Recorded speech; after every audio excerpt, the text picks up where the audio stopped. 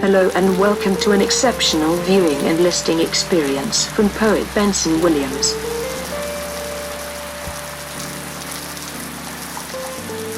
I hear the sound of raindrops falling outside, and this precipitation is also visible upon the window pane. Yet there is this enduring loneliness within my heart that I just cannot hide. For tonight, I need to be pressed into your bosom and held by your affectionate, devoted, loving arms, with them wrapped all around me as we engage in a passionate embrace while enjoying each other's cardinal charms.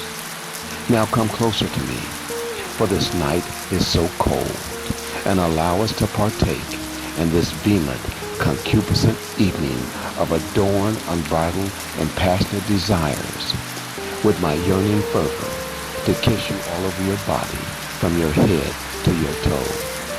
So be still, my love, and please do not take flight, but allow us to lay together as we exchange passionate kisses while making love until the morning light.